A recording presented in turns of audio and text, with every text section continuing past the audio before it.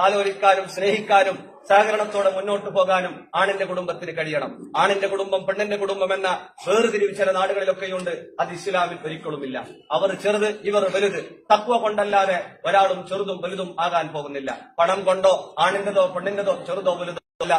എല്ലാവരും മനസ്സിലാക്കിയിരിക്കണം. എല്ലാവരും ആണിനെ സ്വന്തം മകനെ പോലെ, പുതിയ പെണ്ണിനെ സ്വന്തം മകളെ പോലെ സ്നേഹിച്ചുകൊണ്ട് കുടുംബത്തിൽ ജീവിക്കാൻ ശ്രമിക്കണം. അള്ളാഹു തൗഫീഖ് നൽകട്ടെ. വധുവരന്മാർ പരസ്പരം പൊരുത്തപ്പെട്ടുകൊണ്ട് പരസ്പരം സന്തോഷം കൈമാറിക്കൊണ്ട് എല്ലാ രൂപത്തിലുള്ള ജീവിതങ്ങൾ കാഴ്ചവെക്കണം. അള്ളാഹു തആല തൗഫീഖ് നൽകട്ടെ.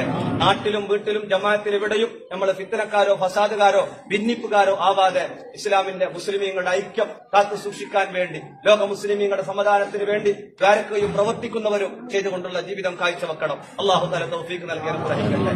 അനാവശ്യ പ്രവർത്തികളെല്ലാം കുറച്ച് കഴിവിന്റെ പരമാവധി ഇസ്ലാമികമായ കാര്യപരിപാടികൾ മാത്രം ചെയ്തുകൊണ്ട് എല്ലാവരും ഈമാൻ കൈവരിക്കണം, ഇസ്ലാം കൈവരിക്കണം.